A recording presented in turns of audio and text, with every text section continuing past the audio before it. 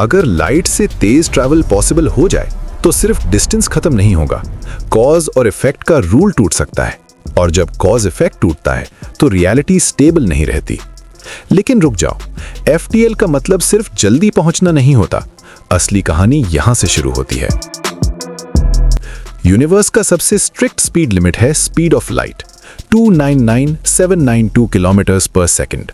ये सिर्फ एक नंबर नहीं, ये स्पेस टाइम की स्ट्रक्चर का फंडामेंटल रूल है। एल्बर्ट आइंस्टाइन ने जब स्पेशल रिलेटिविटी दिया तब पता चला कि लाइट की स्पीड कांस्टेंट है, ऑब्जर्वर चाहे मूव करे या ना करे। और इसी कांस्टेंट स्पीड की वजह से टाइम और स्पेस फ्लेक्सिबल हो जाते हैं। टाइम स्लो हो सकता है, लेंथ कॉन्ट्रैक्ट हो सकती है, लेकिन एक चीज फिक्स है, कोई भी ऑब्जेक्ट जिसके पास मास है लाइट स्पीड तक नहीं पहुंच सकता। इन्फिनिट एनर्जी चाहिए होगी, इन्फिनिट।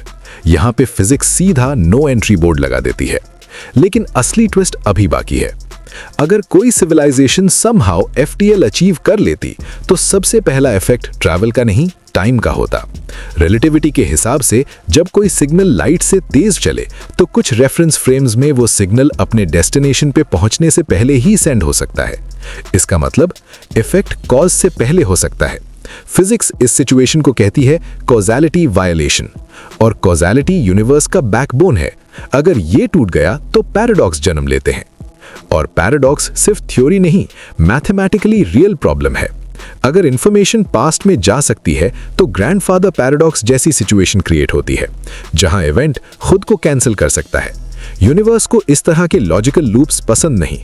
क्वांटम मैकेनिक्स भी टाइमलाइन को स्टेबल रखने की कोशिश करता दिखता है, लेकिन क्या यूनिवर्स परफेक्ट गार्ड है? अब थोड़ा और डीप चलते हैं। जनरल रिलेटिविटी के हिसाब से ग्रेविटी कोई फोर्स नहीं, बल्कि स्पेस टाइम का कर्वेचर है। मासिव ऑब्जेक्ट्स जैसे ब्लैक होल्स स्पेस टाइम को बेंड कर देते हैं। अगर स्पेस टाइम बेंड हो सकता है तो थ्योरेटिकली मैनिपुलेट भी हो सकता है। यहीं से एक आइडिया आता है वर्म होल्स। किप थॉर्न और उनके कलीग्स ने मैथमेटिकली दिखाया कि आइंस्टाइन की इक्वेशंस वर्म होल्स अलाउ करते हैं, शॉर्टकट्स थ्रू स्पेस टाइम, एक टनल जो दो डिस्टेंट पॉइंट्स को कनेक्ट करे। अगर स्टेबल वर्म होल बन जाए तो बिलियंस ऑफ लाइट ईयर्स का डिस्टेंस सेकंड्स में क्रॉस हो सकता है। ट्रैवल टेक्निकली लाइट से तेज होगा, लेकिन लोकली आप कभी लाइट को क्रॉस नहीं करते, आप स्पेस को फोल्ड कर देते हैं। लेकिन प्रॉब्लम यहां है कि वर्म होल को स्टेबल रखने के लिए एक्सोटिक मैटर चाहिए, ऐसी मैटर जिसका एनर्जी डेंसिटी नेगेटिव हो।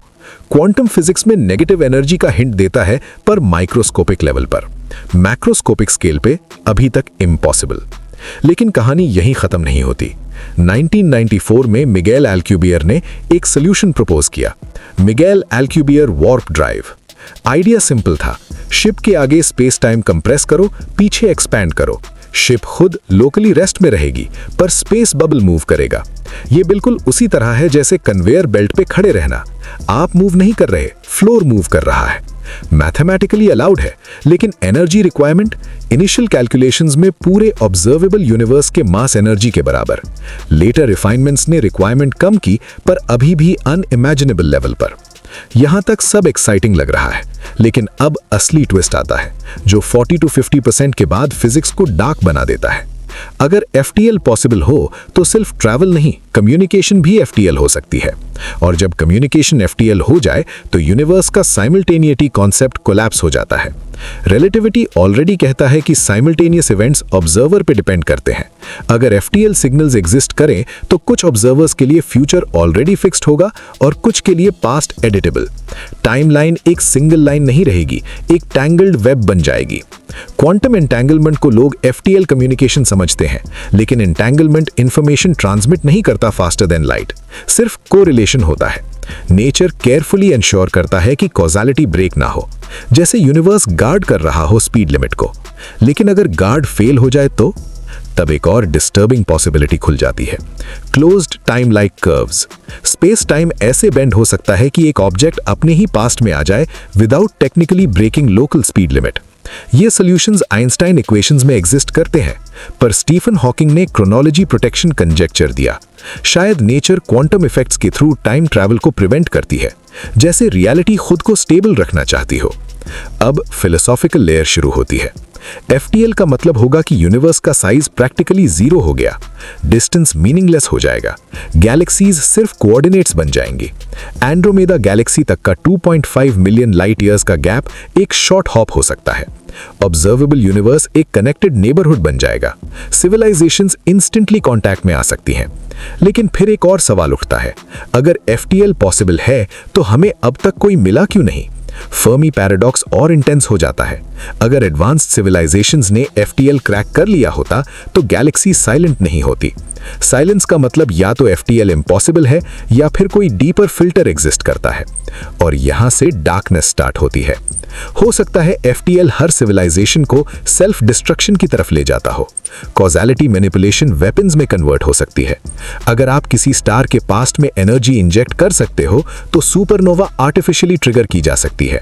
एंटायर स्टार सिस्टम्स इरेज हो सकते हैं टाइमलाइन से। यूनिवर्स का हिस्ट्री एडिटेबल हो जाता है। इस स्टेज पर फिजिक्स सिर्फ इक्वेशंस नहीं, एग्जिस्टेंशियल थ्रेट बन जाती है।